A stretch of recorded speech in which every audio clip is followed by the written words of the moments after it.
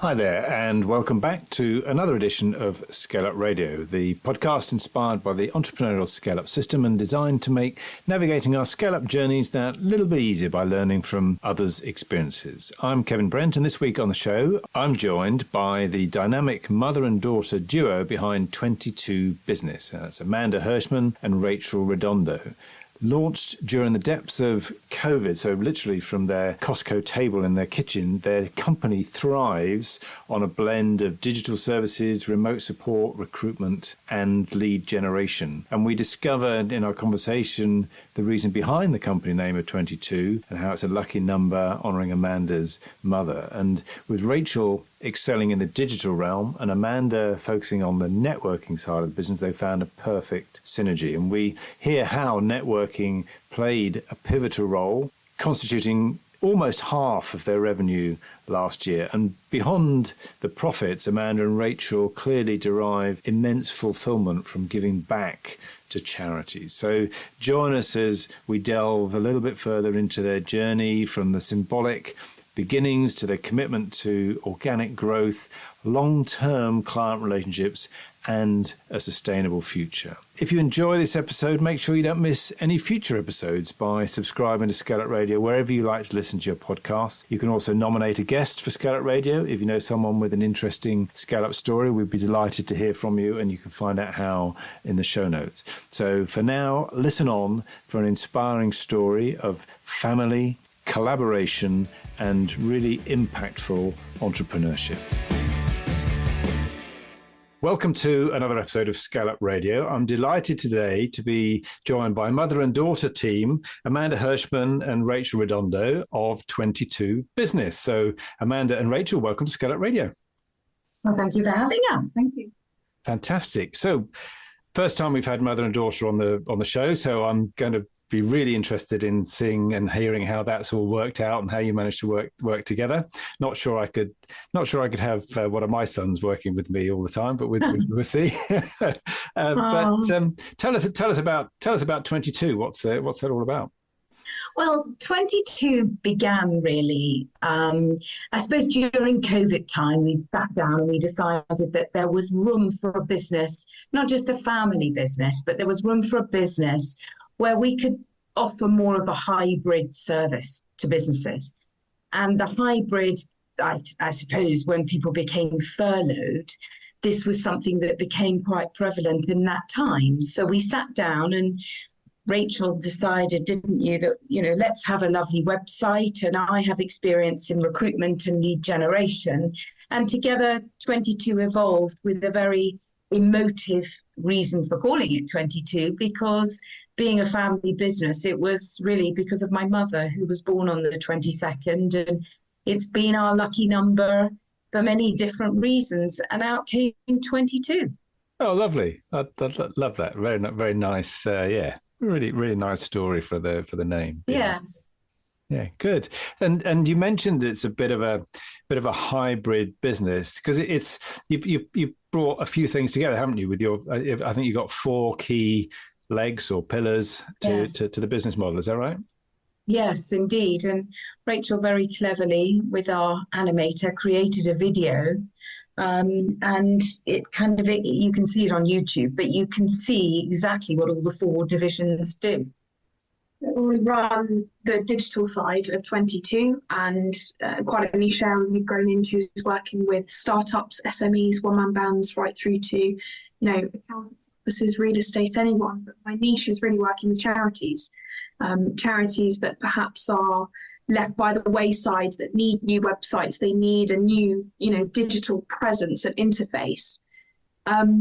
And so that's how the digital division evolved. We noticed there was a gap in the market whereby marketing teams were being let go, the assistant managers were going, and these were resources and services that people needed outsourced.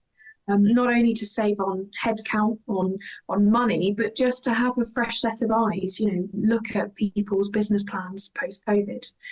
But from that evolved the remote support division, which I run as well. So they're my 2 babies from 22. And Amanda runs the recruitment and lead generation. So we're almost the social and antisocial side of being online and in person. I like to say that I run the antisocial social side of business. Okay. And then I suppose that the other two sides of the business, the recruitment and the lead generation, also tip over onto the remote support because, Kevin, we have workshops too that we work with colleges and businesses to go in and help them brainstorm, motivate them, help them with anything that might feel they're kind of in a funnel and have got stuck. So sometimes an entrepreneurial brain going in, helping them to alleviate things that perhaps they couldn't have done pre-COVID, or, you know, rather than having a mentor or a coach, it's quite nice to have someone that's working on the shop floor, as it were. Great. So you're doing quite a mix of things that sometimes there'd be a specialist agency for one or for another. So Rachel, you mentioned a couple of the types of clients and charities, but what would your ideal client look like? Would it be a startup? Would it be a scale up? What would be typical? I think it's a good question. It tends to change months and years as we come and go, whether it's cost of living or climate. But I think for me now, it would be people that are maybe 2 to 5 years in, that had branded once upon a time, that had a website once upon a time and want a complete facelift. It's quite nice to have a change and a new page to turn. And I've had a lot of client inquiries at the beginning of this month in particular that are saying, you know, new year, new me. We'd quite like to rebrand. We'd like to be on social platforms we weren't on before. So we will work in partnership with social media managers, with copywriters, content writers, graphic designers. I like the charity sector. I like working with large teams.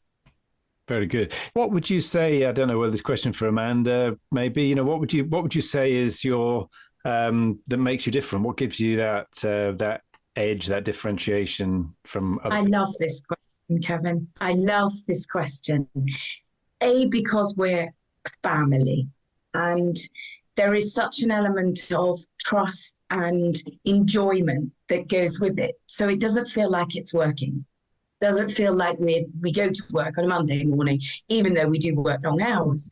But I think the reason that the business is working and the reason that it's been so, well, we're award-winning, which we're proud to say. Yes. Yeah, we are award-winning. So I think the reason that it's been so, I suppose, embraced and engaged with from small, medium to large companies is purely enthusiasm to make a difference to someone's business by literally walking into their office or having a Zoom or whatever suits a client, but sitting down and being real. You know, let's have a coffee. Let's sit down and talk about what works for you.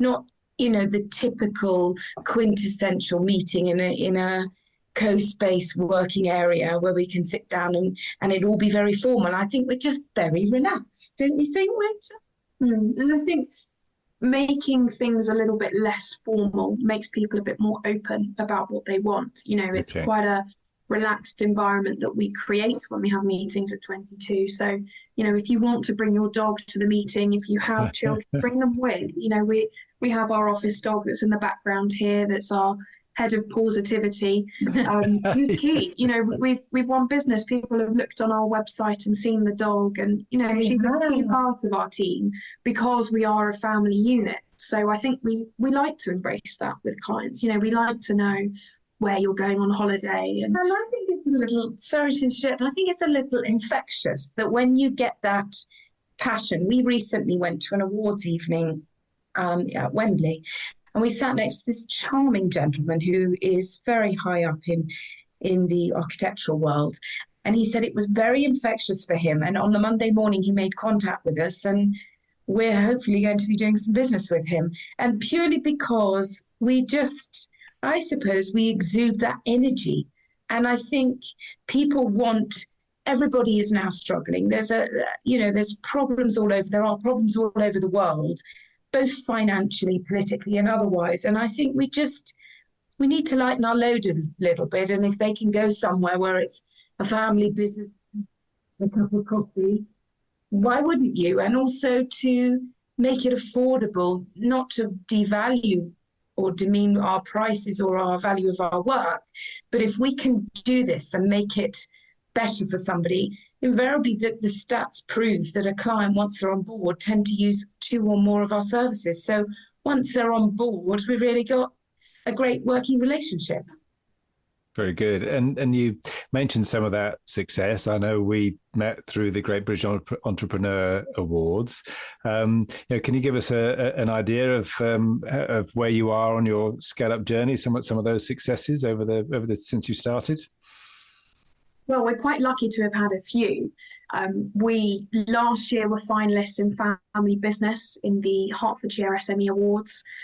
I was a gold winner myself, which I'm proud to share, for Young Business Person of the Year within Hertfordshire, and that subsequently took us to the SME National Awards as well, where we were also finalists for being a family business. So, our growth, be it from a family perspective or from scaling up as a business, in its infancy as it was compared to now, has been tremendous, and we're really proud of those achievements. Yeah, nearly 4 years actually. Excellent. And can you give us an example of a success story, a client success story? Oh, I can give you a lovely one.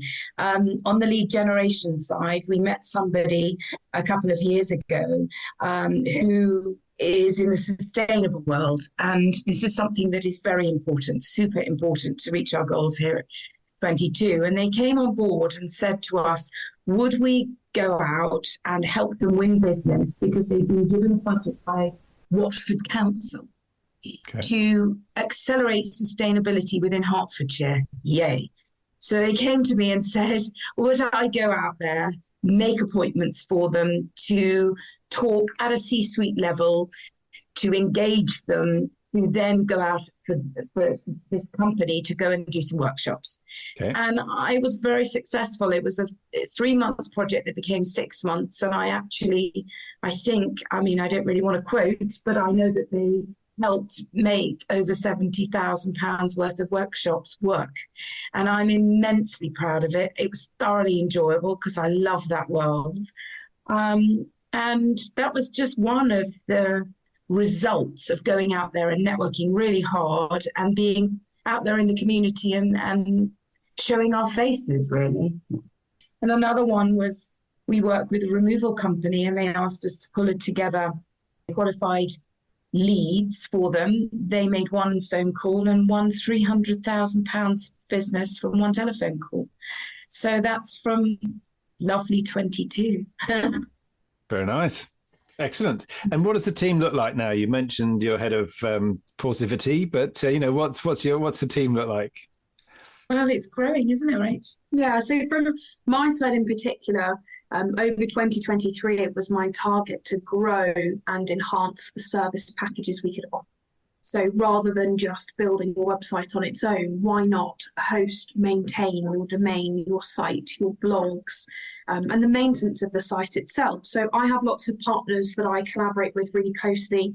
We bring in-house graphic designers, content writers, blog writers, WordPress maintenance providers as well, which, as I say, allows us to offer bespoke service, but also they've almost got that one-stop shop with us. They know that they have one invoice at the end of the month that takes care of everything. And if anything needs tweaking or turning on and off, we can also adhere to that and be totally adaptable. I think a lot of our clients, or my clients in particular, tend to be drawn into 12-month contracts. They get, 3-4 months in and they get a sticky wicket where they get stuck.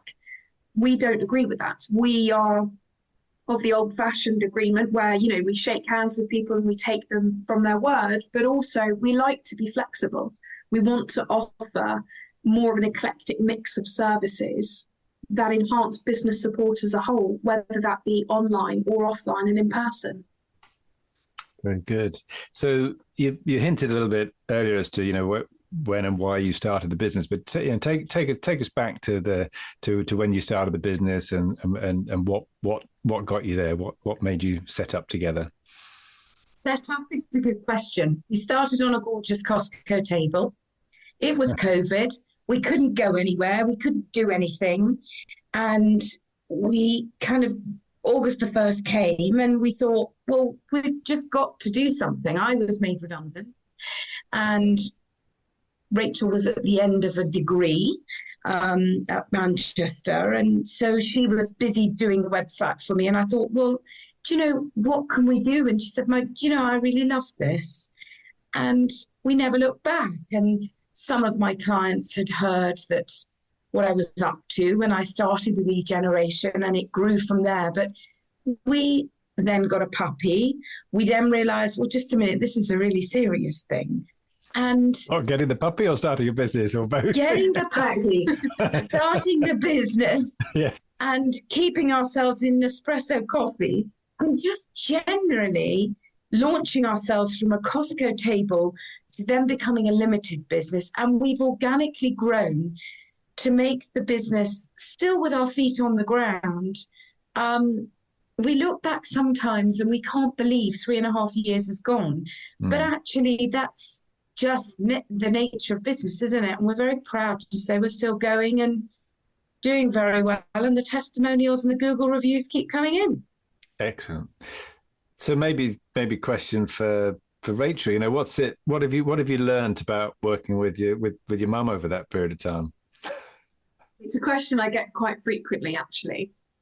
We're fortunate. We have a very dynamic and respectable relationship. So, you know, when we're in the office, it's very much so heads down, you know, what projects are we working on? And when we leave, it's who's walking the dog and what's for dinner. So we have a really flexible relationship in that respect. But I learn lots. You know, I've got a mentor that I can work with every day. You know, there's entrepreneur years of experience that I've not got compared to Amanda. And it's quite nice to have a second point of view on a lot of things that I do. You know, I work in quite a 21st century division. I run everything that's digital. Everything is ever changing with AI and ChatGPT coming in all the time. You know, a lot of the services we provide, some of our clients could do themselves, but actually adding a commercial brain and, you know, words of wisdom to some of the things that I might quote for benefit me in many ways. I think a lot of experience that I've had in the last 3 years alone, I wouldn't have learnt from them as extensively had I not have had a mentor there to be able to say, actually, this wasn't a difficult conversation. This wasn't a pitfall. This wasn't a boundary. You've hit a wall. This is a learning curve. And, you know, on a daily basis, we say to each other quite often, do you remember that time when? Mm-hmm. And we laugh when we look back, because as a business, we wouldn't have got to where we are today without having hit those boundaries. But especially me being, you know, a young person entering into my first business, learning from someone that's onto their second business is quite exciting. Very good. And how about you, Amanda? What have you learned from working with Rachel? Bundles. I honestly, you know, the days of having a pad and pen, we're paperless. I've learned so much digitally. I've learned different languages from the point of view of things I would not understand before.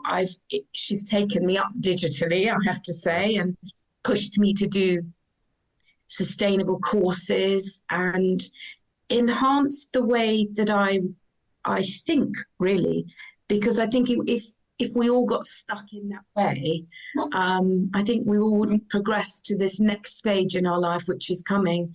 It's hard and fast. AI is such a huge part of everybody's business, actually. So I've learned lots. So we kind of balance each other, I think, with different skill sets. Great. And what would you say? You know, it sounds like you're very passionate about what you do. You know, what is it you love most about what you do? Ooh, good question. Amazing variety. We get taken to some places that, I mean, honestly, we've been into some incredible offices. We've met some outstanding people, but I would say that our community side, our charity side, where we've fundraised, where we've helped, where we go to events, I would say that's the most rewarding side of our business, without a shadow of a doubt. Yeah. Yeah, and you concur with that, Rachel? Totally. We're members of the Corporate Connect Club for One YMCA, for instance. So we collaborate quite closely with other large businesses in and around Hertfordshire that are also on a global pedestal, which is great from a commercial standpoint, but it means that you've got like-minded individuals in one room wanting to make a change. And actually we can come at this from a business point of view to say, how can we, create a positive impact on a charity, but also benefit ourselves. And it's fun. It's great fun. It's learning from businesses that want to make a change that, perhaps have a grant that they want to put to good use, but they don't know what to do. So we'll come in and say, well, actually, have you ever worked with schools, which we've done with before? So it's quite nice to do that type of collaboration. But it's true, we were very fortunate before Christmas to have been invited to, on behalf of GSK, Vanarama, Warner Brothers, JPA Workspaces, to the Lord Lieutenant's Charity Hub in Leavesden and Watford. And it's a phenomenal initiative where I think there's 8 charities currently in there, where GSK had some desks, Warner Brothers had some space, and it was a way of rehoming charities that would otherwise be at a kitchen table, which we don't knock because that's how we started on our Costco table. But it's quite nice to be able to home good causes and initiatives. Less lonely. Yeah, absolutely. And we're excited to be able to collaborate with them in 2024. There's lots of charities that I could go on and name because I'm so passionate about them all. But I think it makes the work that we do, the long hours, the initiative, the networking so worthwhile, because if we can put our name onto a good cause and help them in the long run, then we've done our job. Very good. So what are some of the milestones you'd pick out along the journey so far? The first invoice. Yeah. That was fantastic. Have you framed that and got it on the wall? Oh, of course we have.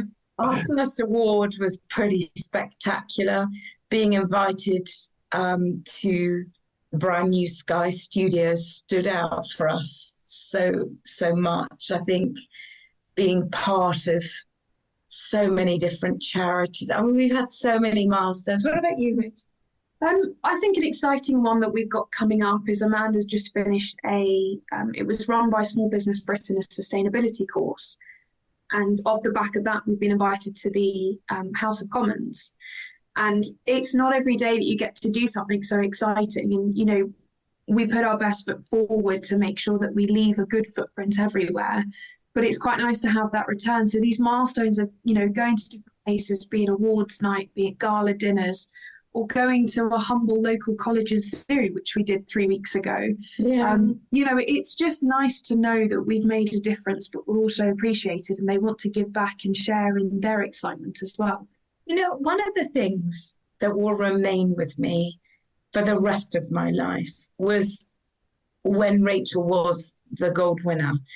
And in the room, everybody was on their feet. I went bananas and was like this. And it was just, I realized at that moment that at 24 years old, which is so young, that she has achieved so much in her own right. And I realized watching her walk to collect the award, we have made a difference. We do stand out. We are loved by so many people. We've made some mistakes on the way. We've had a few bumps. We've made some bad decisions, to be transparent. Everybody takes out an ad that they think they shouldn't have paid for, or they've met and sat with a client and thought, we're really not the right business for you. I remember a private jet company coming through to us and he was bartering me down on price. And I kept saying to him, I really don't think I'm the business for you, because this is the service we offer. And you really don't want to kiss goodbye to the business.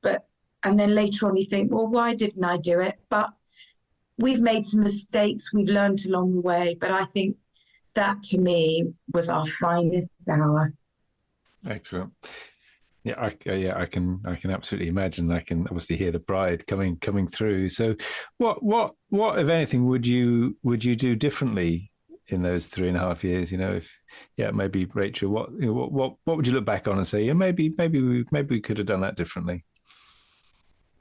Ben, it's another good question, because hindsight's a great thing. A lot of things spring to mind now that Yes. the outcome or solution to something. I think all in all, at the time when we were thrown into the business, it was the height of COVID, dare I say, 2020 summer, many people were furloughed, and we thought we just need to get this going. We need to help people, we need to help ourselves, and we need to grow. For want of a better word, we need to scale up. Actually, if we'd have stopped for maybe 2 weeks, 4 weeks, 6 weeks, and written a more extensive business plan of where we want to go, perhaps we wouldn't have needed to have tried so many avenues, be it through networking, through memberships, through advertisements. But actually it got us to where we are.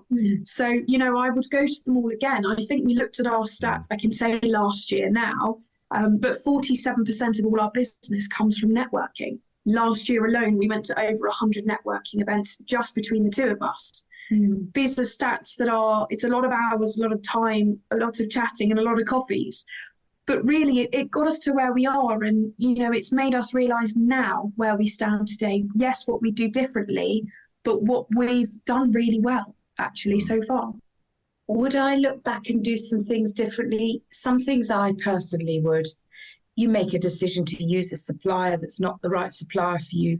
You take someone on to help you with a project and they mess it up for you. But you learn from that for me to go perhaps less impulsively, go one pace slower. That I've learned from working with someone who has an eye for detail, very cautious, where I'm like, yeah, let's do this. So I think sometimes you have to find that happy balance, don't you? And I have no doubt that we are going to make more mistakes, but we'll make different ones. So I think everybody in business, be it a business that you've had for years or 3.5, 4 years, I don't know, would we change things? Yeah, sure. Will we go on and think, God, that was a good decision we made on a whim? Who knows? What surprised you most about 22 and working together? Yeah, what didn't you expect? Personally, I never doubted 1 second going to business with Rachel. I never doubted it. I knew that we have different personalities and she would be my grounding leveler, if there is such a word. Yeah. What did I go in and think, oh, goodness? I don't know is the answer to that question. I've got an answer. Go on. I think for me, when we started a business and it was nothing else. It was just a business, and it's grown into having this label of being a family business. And I didn't quite realise how poignant that would be as a selling point to what we do, because everyone at the end of the day has a family they go home to. I'll go on about dogs again because we're dog lovers. Everyone has a someone that they either personally or professionally rely on. And I'm fortunate to have both in both aspects of my life. And I think it's a really great balance that we have that is an advantage, but I never expected it to be so impressive to so many people. We're fortunate to sit in the loyal and trustworthy relationship that we have. And a lot of people just admire it, and it's quite humbling. It's nice to know that family businesses, don't have to be 8-9 generations old. They can be young, 1 generation, 3 years old business, but still be as impressive and valuable to the local community. And I think having a solid, consistent, wonderful husband who has been incredibly patient, very supportive, very aware that we had to do long hours, right, take the business, through to evenings sometimes. And he's always championed us and been so proud of us and sharing our LinkedIn posts. And so I think when you've got the security behind you of knowing that there is somebody there consistently allowing you to do something, not having to worry to get home on a train and, oh my God, my husband's fed up of this. I think the whole family thing has taken it a little bit further as well, in the fact that we've been supported to do this as well by him. He has been a tremendous help too. Great. Good. And you mentioned networking, and a lot of business owners, a lot of entrepreneurs have mixed successes with networking. So you've managed to make it work well for you. So what tips do you have for people with networking? Well, when we first started the business, I found a local networking group that actually really did help us lift the digital side. And then I began to think wider and joined a couple of chambers. And I would say Watford Chamber has been amazing. We used to be with Hertfordshire Chamber. We work very closely with Hertsmere Chamber. So that moved us that way. And then we joined the most incredible networking group called IBNG, which really we were in central London and locally. And it's brought us colossal amounts of business, clients that we've helped as well. It's not just about taking for ourselves, it was about giving back as well. So I think I've been to networking events at top of hotels, and we've been across London and outside London and going to exhibitions. And I think it's good to have that diverse approach to the business, because not everything is just on your doorstep. And what works for you in terms of converting those conversations that you have and the people that you meet into the opportunities for business? Because again, people struggle quite often with that. We go along to a networking meeting, meet a lot of people, come away and say, that was fun, that was very pleasant, but actually haven't got anything from it particularly. Yeah, and nobody's short of a cup of coffee, are they? Everybody's got coffee at home. So I think it's been following that up immediately. Being a lead generator, you have to step on it straight away. And you being in marketing, wow. I think tenacity is key. I think also listening to the clients. Sometimes we'll go to an event. I had it this morning. I saw the last liaison I had was in November 2022. So, some 14 months ago. And I put a proposal in for them and it wasn't quite right. And I listened to their brief and, they weren't ready at the time. And they've come back now and said, actually, we'd like to engage with your services. So, keeping an eye on clients that perhaps, and a word that Amanda uses quite a lot is the pipeline. What's coming in the pipeline, if it's not now, when? But also, if it's not now, we can't help you. When can we help you? Rather than, when will we build? But instead, when do you need the help? I think listening to that has been really poignant in how we've converted a lot of business. In the long run, word of mouth has been essential and so valuable to our business. A lot of returning customers. Yeah, loyal clients have been incredible to us, haven't they? Yeah, whether it's repeat business or whether they're coming back to use a service perhaps they didn't know that either we provided or they didn't know they needed. I think it's a mix. We're a real pick and mix, whether it comes to which services we offer or how we win clients. It's a pick and mix. Networking is the number one for us, though. It's just so incredibly valuable to be able to meet someone face to face, make that connection, then follow up and connect online. Not harass, but definitely like and comment on a few posts and just know that you're there in the foreground, not the background. And when you need that help, we're here. And if we're not the right business for you, then that's fine. Let's, negotiate and be able to partner with someone else. And also backed up by your marketing of thanking people on LinkedIn, doing posts, constantly being aware. We've just done an animation of our business. Those things help with networking as well. Yeah. I think it's reinforcing brand identity for us, whether that be in person or online.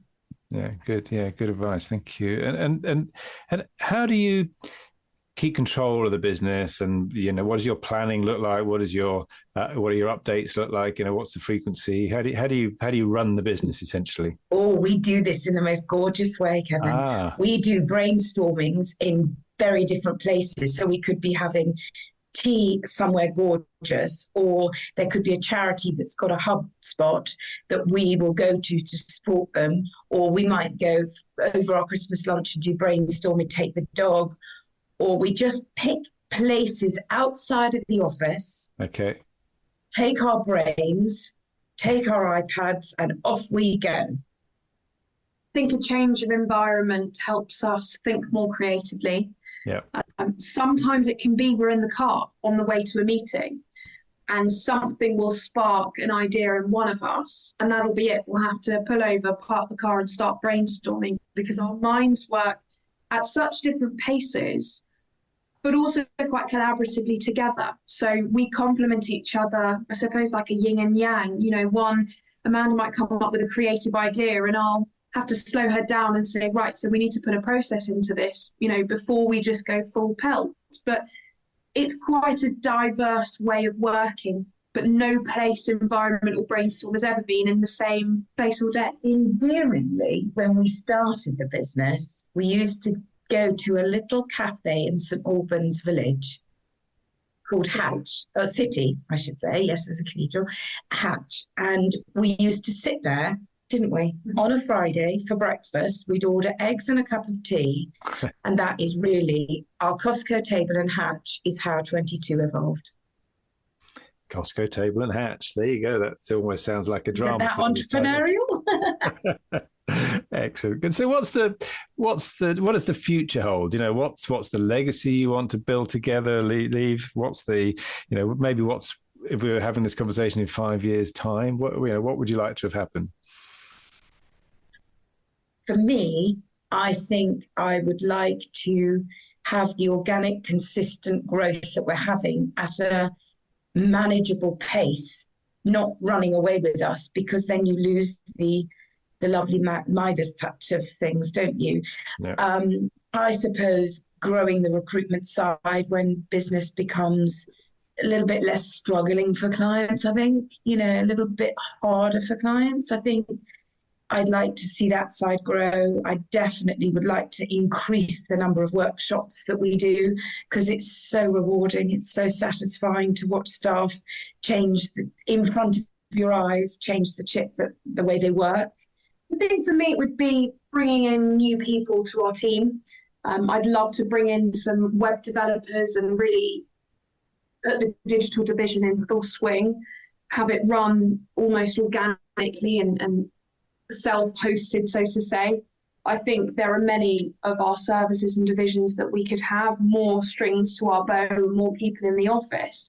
But at the end of the day, it's establishing more long-term working relationships. We have great connections with local colleges, long-term clients in the beauty and skincare and fragrance industry that have carried us from brand to brand within their offices. We're very fortunate to have built most of their teams in their headquarters. And I think having more clients like that, the word of mouth growing at that C-suite level, would really help accelerate us in the long run.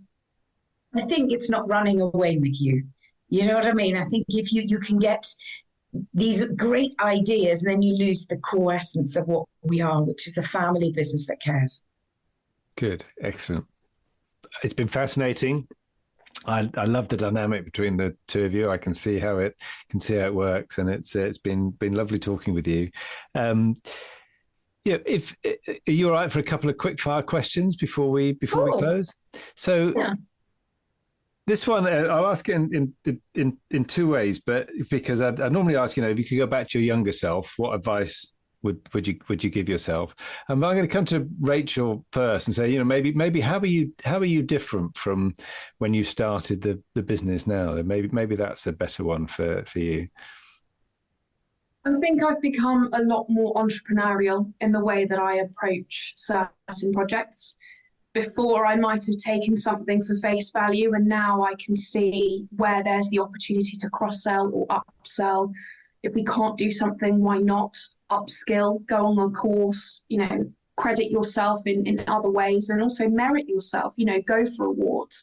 Sometimes I think perhaps beforehand I would have been a little bit more reserved as to what we could achieve and who we could work with. And now it's bring it on. Why can't we work with them? Why can't we work with the big boys? Because we're perfectly capable. And I've learned so much. I'm still learning, but I think unless you take that leap of faith and do something for the first time, then you'll never learn. So I think my hindsight, my reflection, looking back on 3 years, what I didn't do to what I do now is do it. Just do it. Think about the wider picture of where it can take you and who you can work with and what you can learn.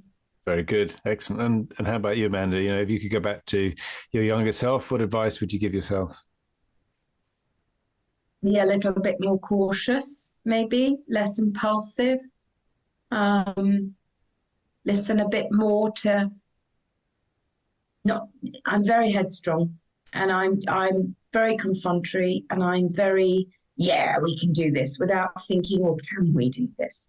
Which is what Rachel has taught me, and where we are a formidable team, is that she'll sometimes say to me, do you really think we can do, oh no, what now?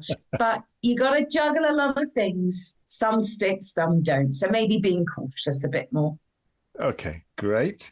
So we can see the yin and the yang there a little bit, can't we? For sure. Yeah. Good. So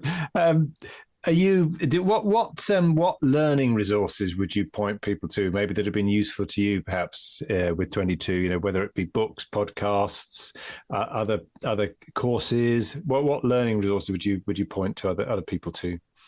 Oh, definitely courses. I mean, I've done a couple, and I can honestly say I thought, oh no, at my age, do I want to do this? But I've learned so much and thoroughly enjoyed testing myself. And what sort of courses? I did a sustainability course. Right. I've done fire and health course. I've done a few courses, but I think to enhance yourself is always a good thing. To meet as many people as you can, because whether you think it's a ventureless journey, it actually can, you just never know who those people know, why the picture is, where it's going to take you, or you just might have a lovely cup of tea with a very lovely woman. So I think go out there, put your face out there, be brave, and don't let people hold you back in worrying about complexities of other people. If you can do it, have a go. If it fails, you tried. You don't know unless you try. All right, good. Rachel, what about you? What learning resources would you point to?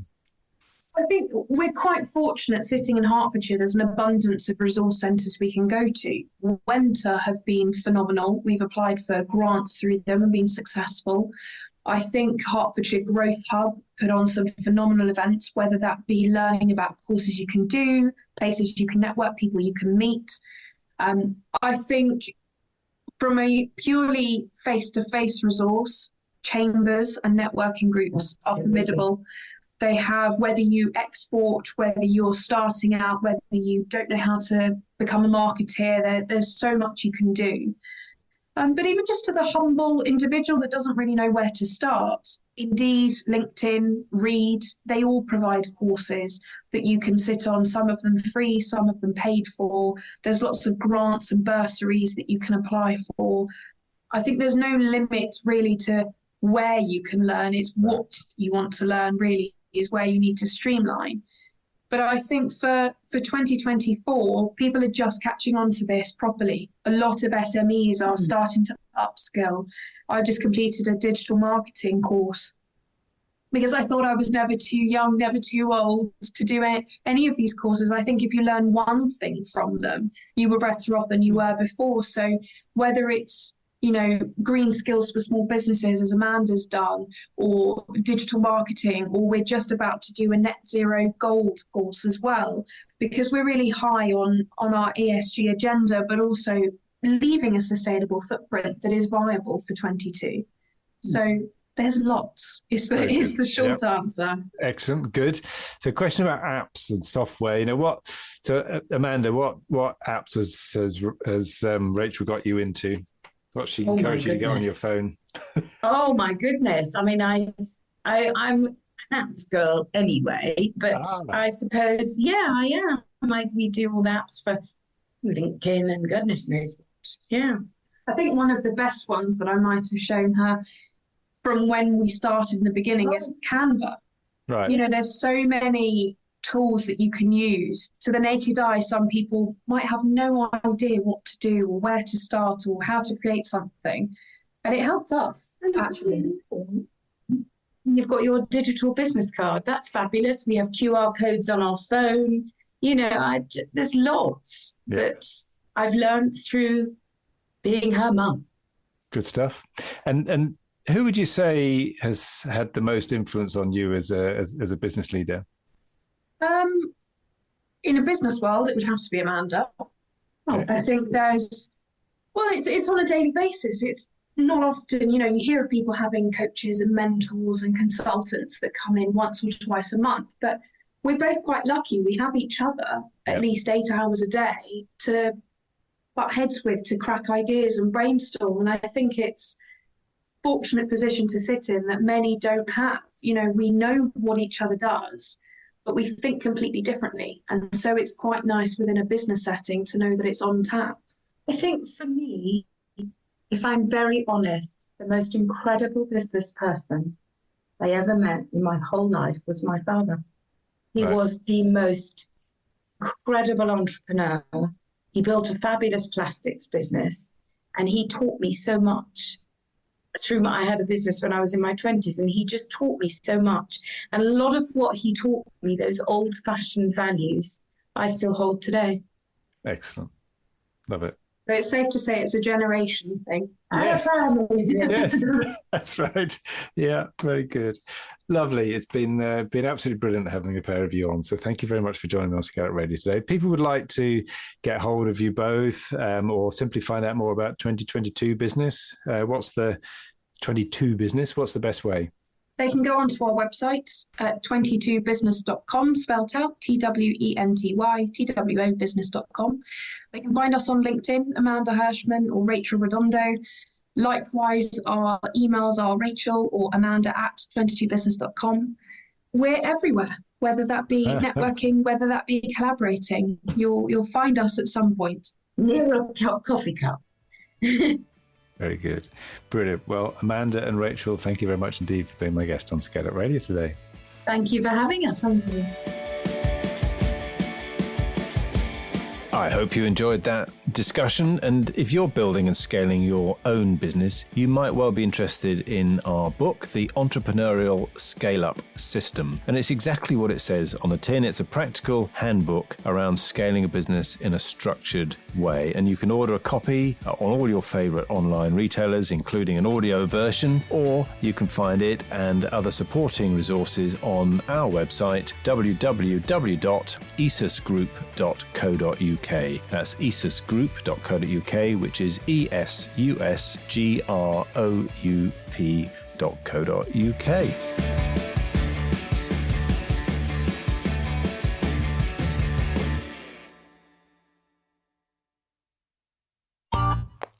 This has been a Monkey Pants Productions podcast.